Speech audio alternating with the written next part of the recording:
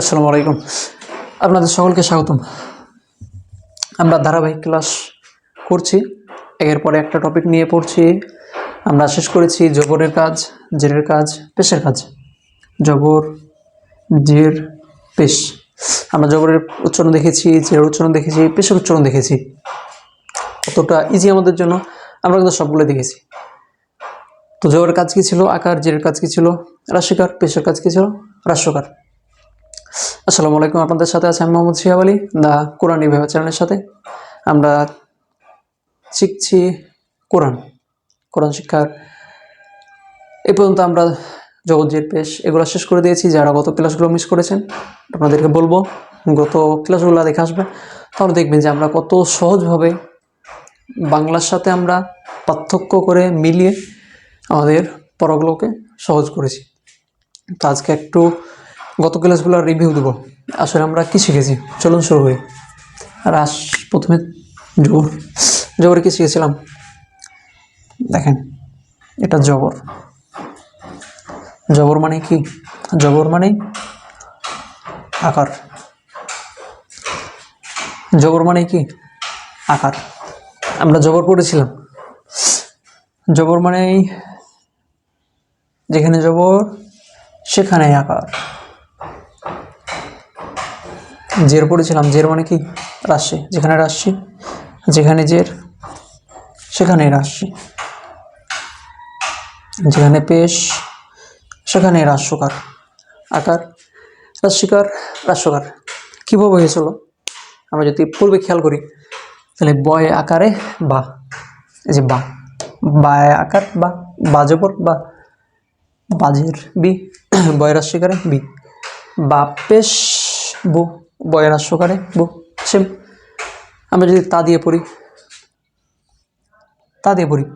তাহলে তজবর তা, ত্যাগারে তা, তাজের তি, তয় রাশিকারে তি। যদি পড়ি সাপেশ্য,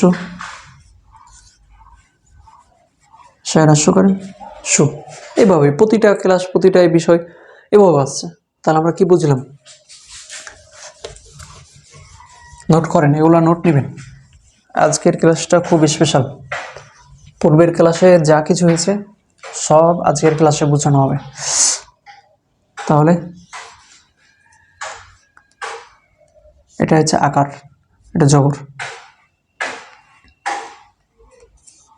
এটা রাশিকার, এটা জের, এটা রাস্যকার, এটা পেশ।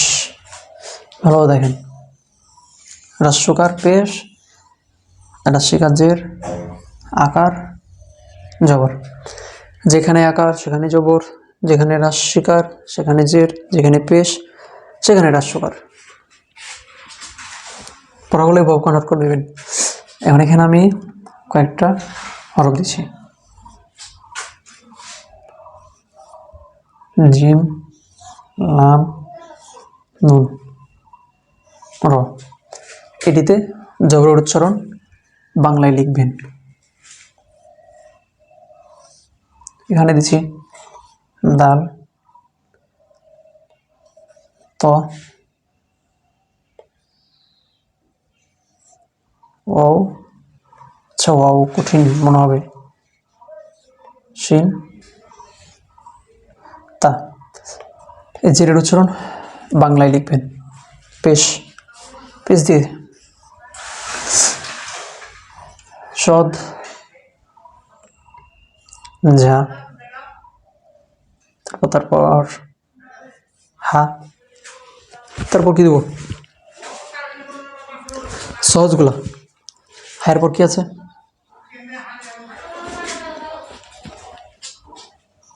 ইয়া। এগুলোতে পেশ দিলাম। এগুলো হচ্ছে আপনাদের হোমওয়ার্ক।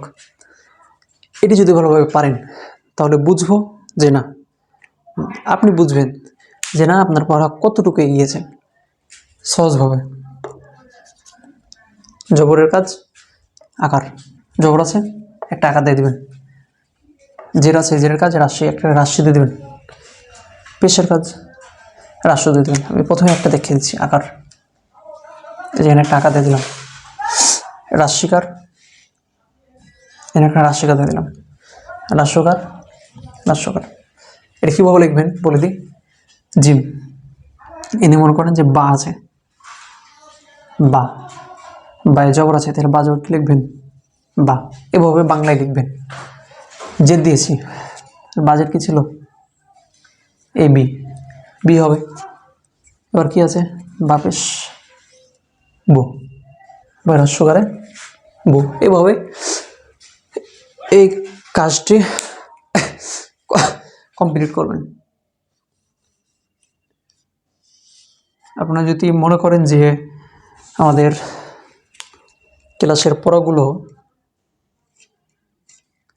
সমাধান করা দরকার, বা মনে করেন যে না আমি এগুলো লিখে দেখাবো, তাহলে আমরা একটা হোয়াটসঅ্যাপ গ্রুপে পড়াগুলো আমাদের জমা দিতে পারবো।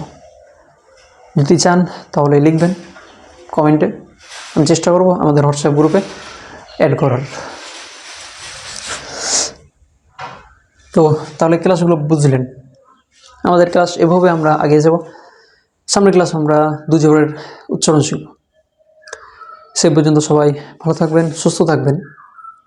আপনি আমাদের ক্লাস কতটুকু পড়া বুঝতে পেরেছেন কমেন্টে লিখবেন, আপনার পরিচিতদের সাথে শেয়ার করবেন।